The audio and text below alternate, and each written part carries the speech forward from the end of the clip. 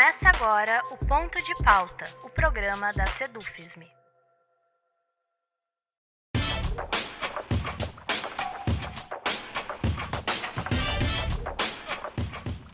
Dentre os muitos impactos da pandemia do novo coronavírus está, sem dúvida, a necessidade de digitalizarmos a nossa vida de maneira drástica e radical. Afinal, a impossibilidade de realizar algumas atividades de maneira presencial nos levou aos dispositivos digitais, desde o trabalho até o lazer, passando pelo consumo, pelos serviços, pelas relações familiares, pela educação, dentre outros tantos exemplos.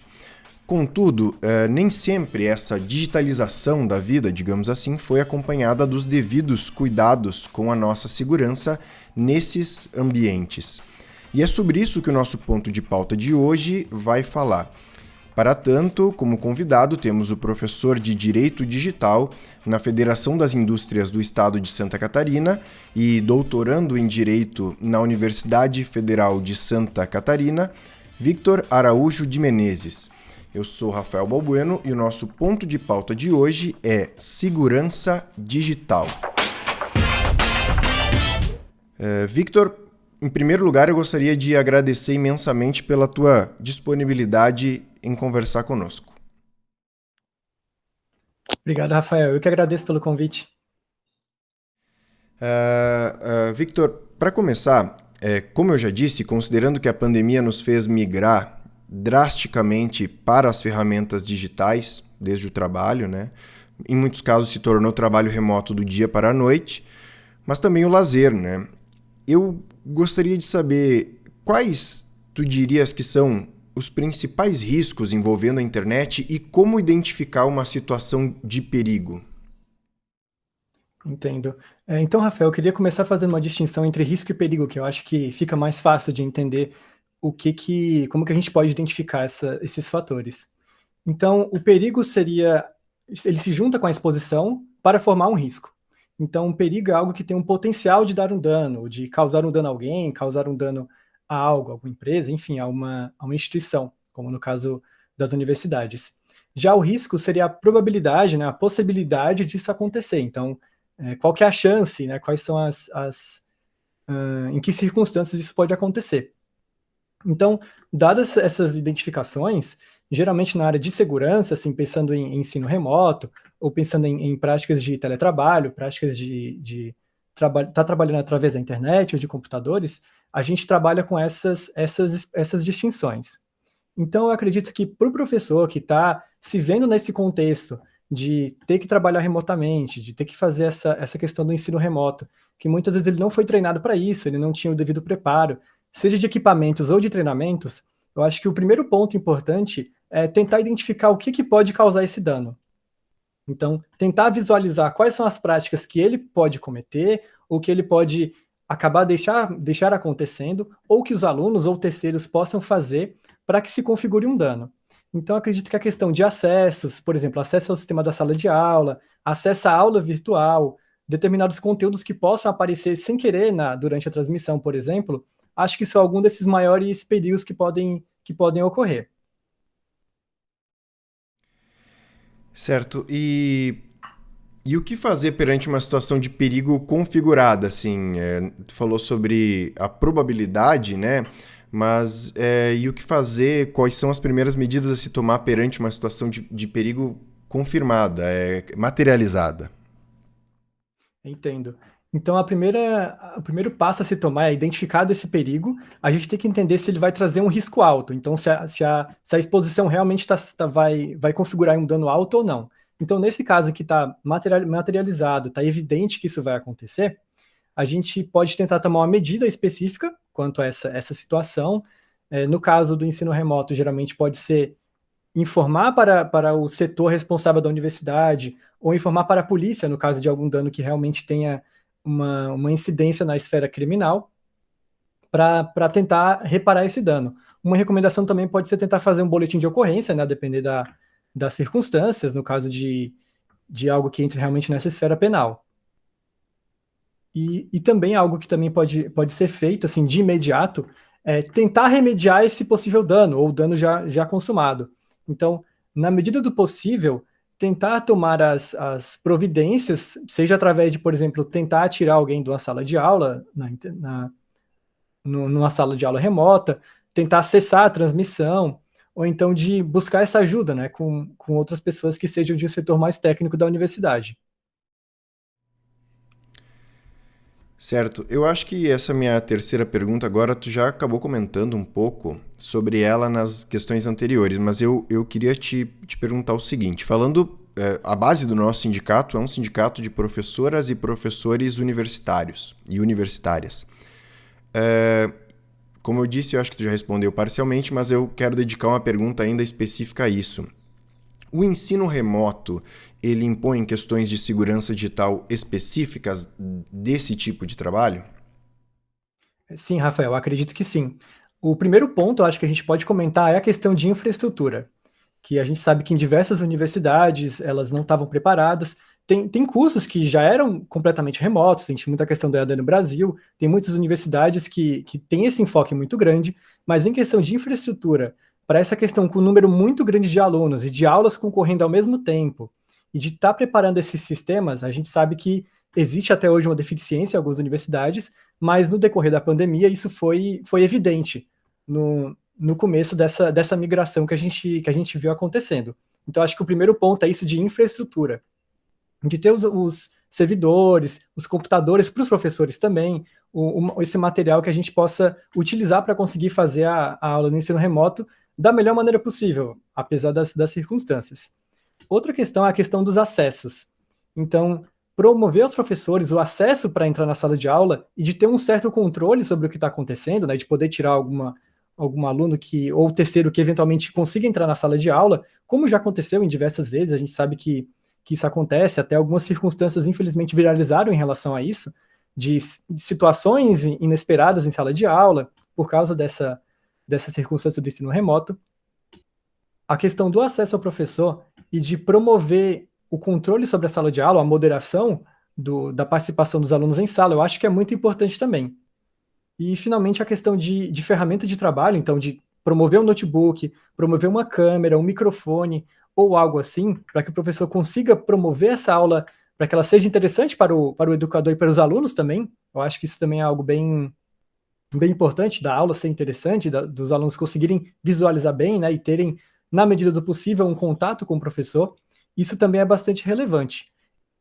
Então, como último ponto, eu levanto a questão de treinamento. Então, de promover o treinamento para o docente em relação às ferramentas que ele vai estar utilizando, seja um software do Meet, seja um software do Google Classroom ou do Teams, vai depender da instituição, né, qual que a ferramenta que a gente vai estar utilizando, e também dos equipamentos, né, então de utilizar o computador, utilizar a câmera, utilizar o microfone, o que seja, para que a aula consiga ocorrer da melhor maneira possível.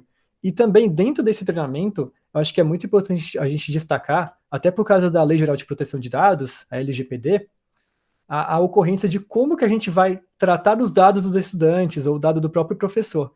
Então, a gente, na hora de fazer a chamada, por exemplo, ou de entregar trabalhos, ou de fazer trabalhos, fazer pesquisa, tem que tomar cuidado com os dados dos alunos, os dados dos professores ou os dados de terceiros. Certo. O direito de imagem ou o direito autoral impõe alguma questão específica nesse ambiente educacional digital? Certo, interessante, impõe sim. Eu vou fazer primeiro uma distinção entre o que seria direito de imagem e o que seria direito autoral. Então, o direito autoral ele diz respeito a obras, então a obra intelectual, a obra literária, a obra artística, ou a obra cultural que é produzida pelo professor, por exemplo, enquanto o direito de imagem ele se refere à imagem do professor, de uma pessoa, pode ser também de uma instituição, mas geralmente a gente vai estar falando de direitos de professor, direitos de indivíduo. Então, no ensino remoto, a gente tem muito essa questão da aula, de estar aparecendo para os alunos em uma plataforma, de estar mostrando a sua imagem, mostrando a sua casa, a sua intimidade, a sua privacidade. Assim como os alunos também mostram quando eles se sentem à vontade para ligar a câmera, para ligar o microfone.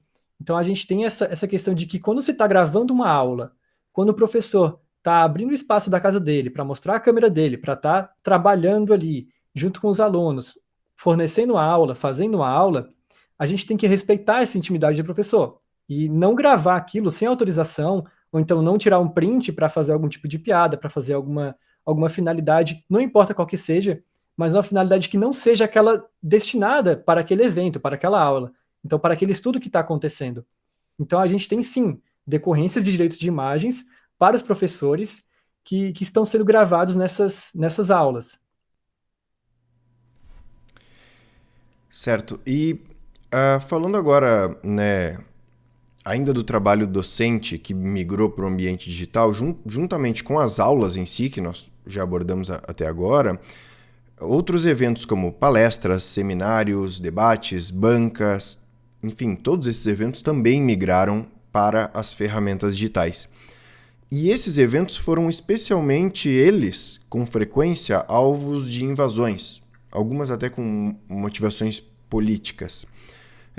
Quais os cuidados que tu recomendas para prevenir ataques em eventos desse tipo? Entendo.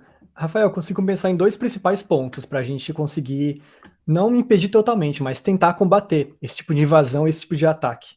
Então, acho que o primeiro seria a questão do acesso.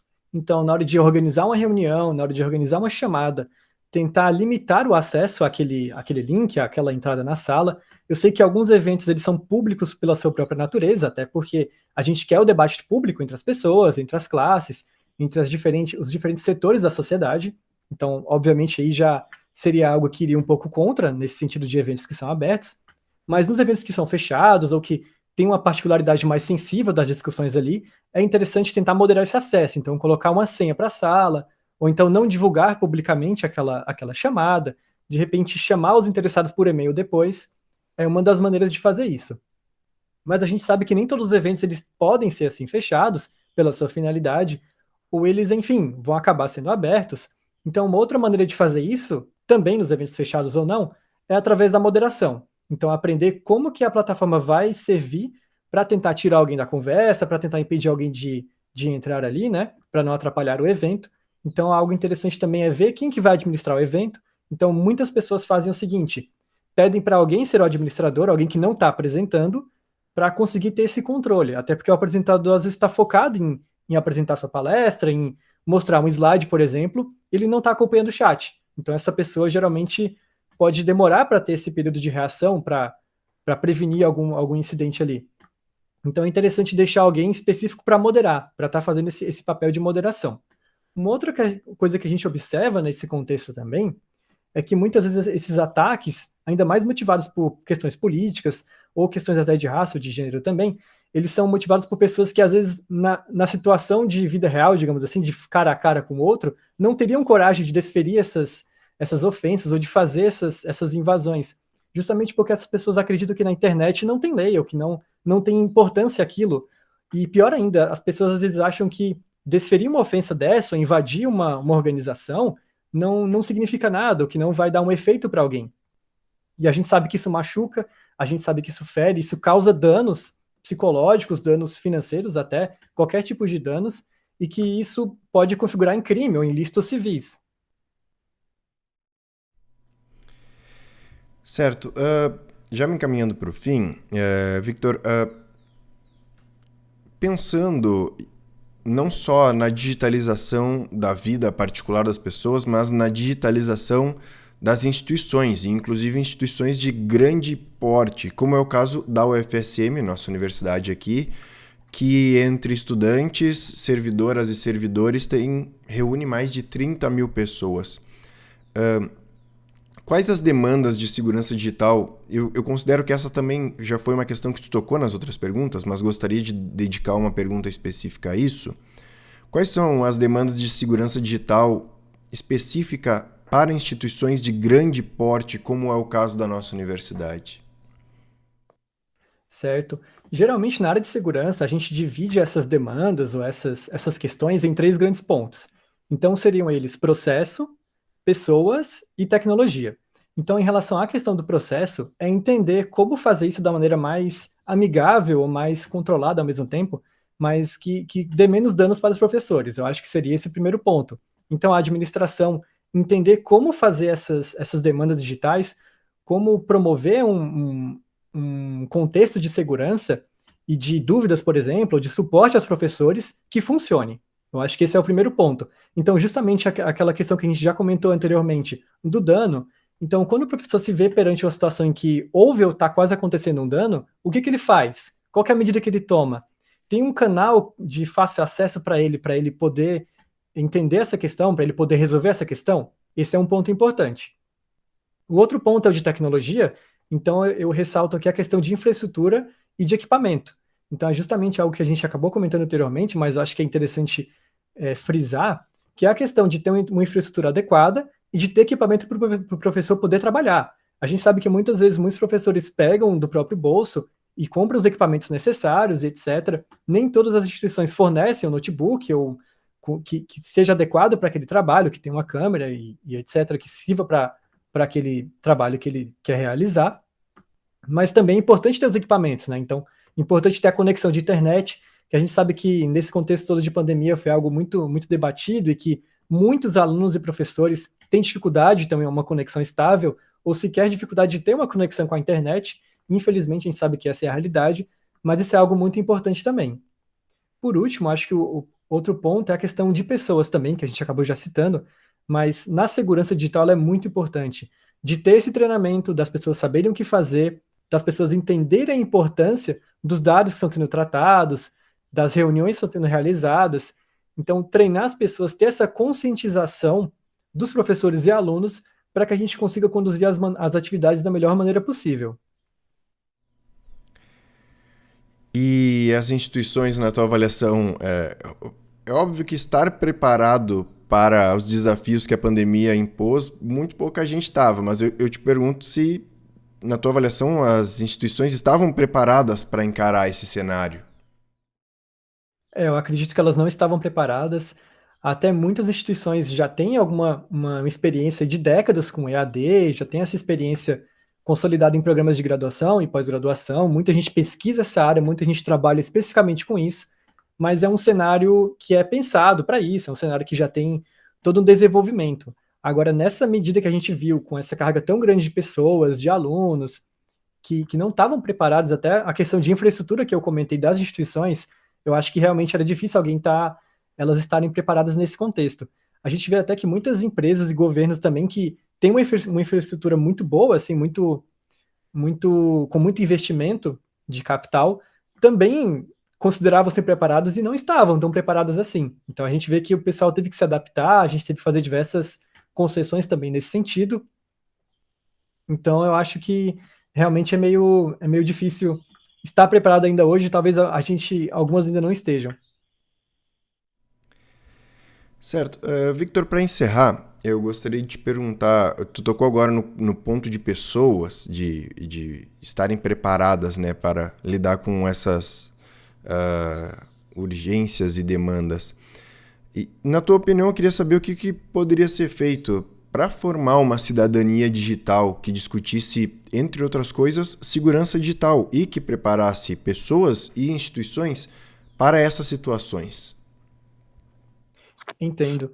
Eu sei que boa parte do nosso público aqui vai ser de professores universitários, e então eu vou meio que puxar um pouco a sardinha para esse lado da educação, mas eu realmente acho que é um dos pontos principais. Então, a questão da educação, tanto de pessoas que estão se graduando agora e da educação em geral, mas eu penso também bastante em questão de educação para criança e para adolescente. Até porque a gente tem que pensar nas gerações futuras que estão vindo aí e elas são pessoas que estão crescendo com um contato com a tecnologia que as pessoas que são mais velhas não tiveram quando eram crianças. Então a gente vê criança e adolescente publicando fotos, publicando vídeos, publicando danças e diversas representações da sua imagem na internet e que muitas vezes não entendem o que aquilo significa. Então acho que esse é um dos primeiros pontos, né, de entender o que eu faço na internet, quais são as minhas ações, quais são as minhas interações que vão aparecer na internet, entender o que isso significa para mim e para o meu futuro e para a minha segurança individual. Eu acho que a educação é um dos pontos principais aí, e que eu acho que os professores, eles podem, de alguma forma, impactar nas gerações futuras em relação a isso. Outro ponto, que a gente acabou comentando também, mas que é realmente importante, é a questão do treinamento, de profissionais em geral, mas dos professores aqui nesse contexto.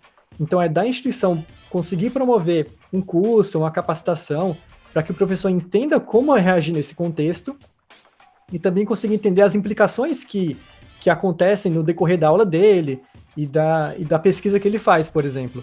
Então, acho que isso também é muito interessante, entender quais são as legislações, no caso da Lei Geral de Proteção de Dados agora tem implicações para pesquisa, tem implicações para o tratamento de dados, por exemplo, na área da saúde, dados sensíveis, dados de criança. Então, é sempre interessante se atualizar nesse sentido e entender como reagir em relação a isso. E, finalmente, eu acho que a gente também tem que se preparar, tem que enfrentar isso enquanto uma discussão social. Então, o que esse contexto de segurança na internet, da questão da privacidade que a gente tem enquanto indivíduos, o que isso significa para nós? A gente vê muito discurso de ódio na internet, muitas discussões de invasão ou de briga, como a gente havia comentado, de eventos e de perseguição de minorias, por exemplo. Isso é algo que, infelizmente, acontece bastante. E a gente tem que entender o que esse contexto virtual significa para a sociedade. Muita gente acha que é um mundo separado, ou que existe uma desconexão entre o real e o virtual, mas de alguma forma o que acontece na internet vai ter um impacto social, um impacto psicológico, um impacto na saúde das pessoas. Então a gente tem que levar isso muito a sério e tentar fomentar esse discurso de cidadania digital enquanto sociedade. Certo. Victor, eu gostaria de agradecer imensamente pela tua atenção e pela tua disponibilidade em nos atender e conversar conosco. Obrigado, eu que agradeço. Perfeito. Assim encerramos aqui o nosso ponto de pauta de hoje, que contou com a presença do professor de Direito Digital na Federação das Indústrias do Estado de Santa Catarina e doutorando em Direito na Universidade Federal de Santa Catarina, Victor Araújo de Menezes. Essa edição do Ponto de Pauta, como de costume, estará disponível em vídeo e podcast no nosso site e nas nossas redes sociais. O endereço do nosso site é www.sedufisme.org.br. Obrigado pela audiência e até a próxima.